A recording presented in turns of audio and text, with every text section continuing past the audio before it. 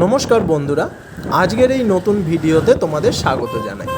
আজকে আমরা হঠাৎই বেরিয়ে পড়লাম হংসেশ্বরী মায়ের মন্দির দর্শনের উদ্দেশ্যে।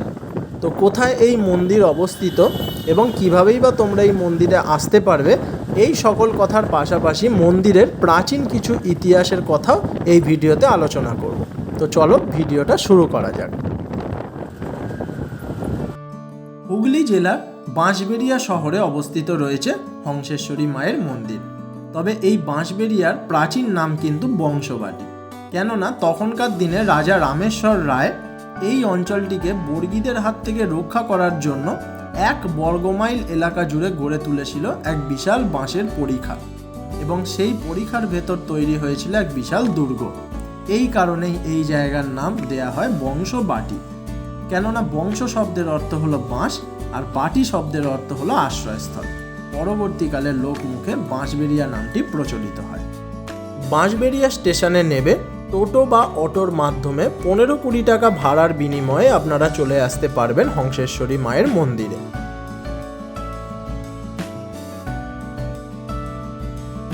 (1799 খ্রিস্টাব্দে রাজা নৃসিংহদেব এই মন্দিরের ভিত্তি স্থাপন করেছিলেন, কিন্তু 1802 খ্রিস্টাব্দে মন্দিরের কাজ অসমাপ্ত থাকাকালীন অবস্থাতেই রাজার মৃত্যু হয়।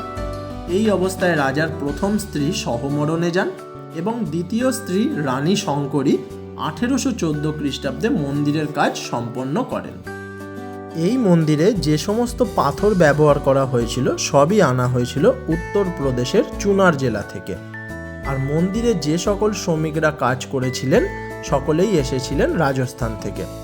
তখনকার দিনে মন্দির তৈরি করতে খরচ হয় প্রায় 5 লক্ষ টাকা। মন্দিরের গর্ভগৃহে পঞ্চমুণ্ডির আসনে প্রথমে অবস্থান করছে সহস্রদল নীলপদ্ম, তার উপরে অবস্থান করছে অষ্টদল পদ্ম। এই অষ্টদল পদ্মের উপর বেদিতে শায়িত অবস্থায় রয়েছেন মহাকাল। মহাকালের হৃদয় থেকে উদ্ধৃত 12 দল পদ্মের উপর এক পায়ে অবস্থান করছেন মা হংসেশ্বরী দেবী। মন্দিরে থাকা মায়ের মূর্তিটি সম্পূর্ণভাবে নিম কাঠ দিয়ে তৈরি করা হয়েছে।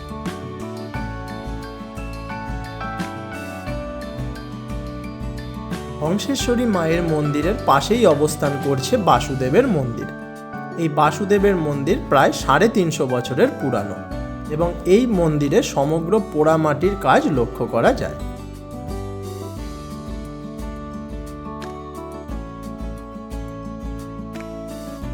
প্রতিদিন সকাল 8টা থেকে রাত্রির 8টা পর্যন্ত মন্দির প্রাঙ্গণ খোলা থাকে, কিন্তু মায়ের গর্ভগৃহ কেবলমাত্র সকাল 9টা থেকে বেলা 12টা এবং বিকেল 4টে থেকে সন্ধ্যা 8টা পর্যন্তই খোলা থাকে।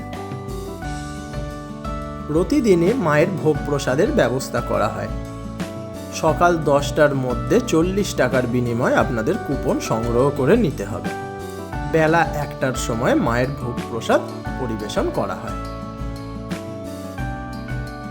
মন্দিরের উপরে সিঁড়ি দিয়ে উঠলে রয়েছে এক বিচিত্র গোলকধাঁধা, যার মধ্যে একবার ঢুকে পড়লে পথপ্রদর্শক ছাড়া কিন্তু বেরিয়ে আসা খুবই মুশকিল। লোকমুখে শোনা যায় প্রাচীনকালে বিপ্লবীরা শত্রুদের হাত থেকে নিজেদের রক্ষা করতে এই স্থানে আশ্রয় নিতেন। তাহলে বন্ধুরা, সময় পেলে কিন্তু অবশ্যই ঘুরে যাবেন এই হংসেশ্বরী মায়ের মন্দির থেকে। আশা করি আপনাদের খুবই ভালো লাগবে। আজকের মতো আমার এই ভিডিও এখানে শেষ করলাম। দেখা হচ্ছে পরের ভ্লগে।